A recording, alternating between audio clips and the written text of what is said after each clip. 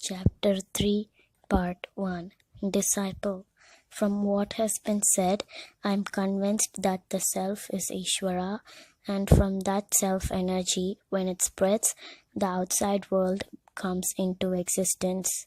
But generally, people say that our birth and death are according to our punyam and papam. What is the truth of it? Teacher. What have you understood by punyam and papam? Disciple.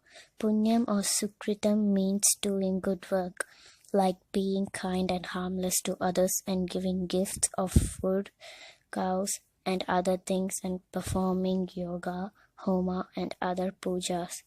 Papam or dushkritam means doing bad work, like harming others and refusing to be charitable, etc. This is how I have understood these expressions. Teacher, this conception is very wrong. You cannot say that sukritam is good work and dushkritam is bad work. It is because you say that birth and death are due to sukritam and dushkritam. So all beings from an ant to an elephant must be under the rule of the sukritam and dushkritam. Of these, can you tell me who are all born of dushkritam? Disciple. We humans are born of sukritam and the rest of dushkritam. Teacher.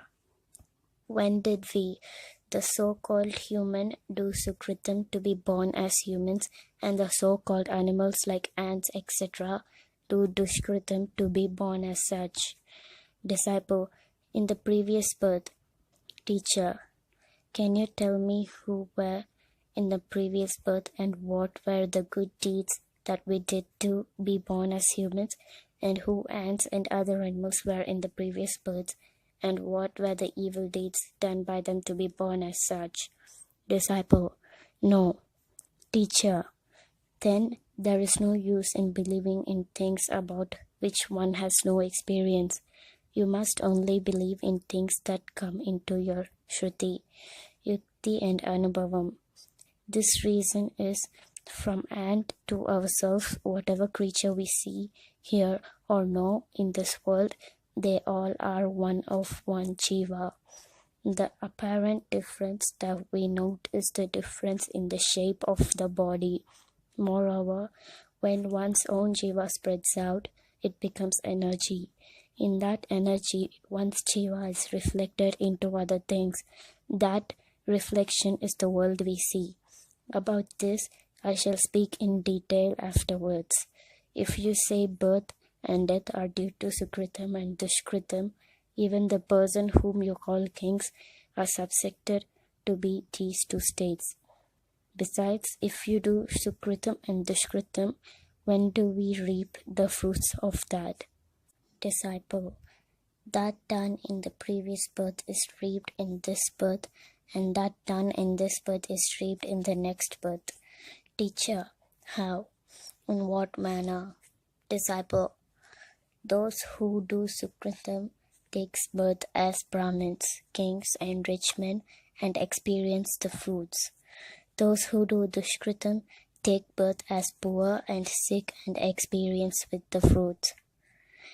Teacher. But do not Brahmins, kings and rich men fall sick? Disciple. They do fall sick. Teacher. What was the cause and when did they do sukritam? Disciple. In the previous birth. Teacher. If so, how can they become Brahmins or kings or rich men? In that case, you must not we also take birth, as said above. It is because only when there is absolutely no sin and all there is the possibility of becoming Brahmins and kings. Also, kings are told to be punyokshtra sarira. Example, those who virtue reached the highest position. That means virtue became the highest position. Then that thing called sin not at all exists. It is because when virtue reaches just the highest point, it becomes God. Since the highest thing is God, then virtue merges with God and it becomes God itself. When then it becomes the king is of the divine energy. That is the reason it is said that Raja Pratyaksha Devata, the king, is the visible God.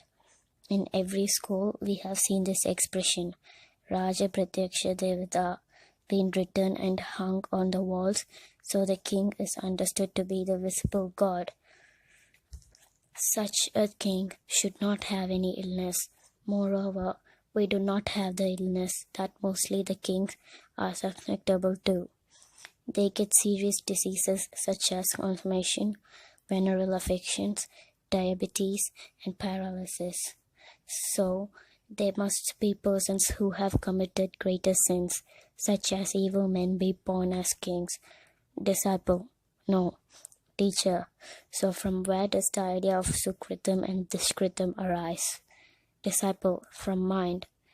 Teacher: if we don't have mind, will we have the idea of Sukritam and Dushkritam? Disciple: no.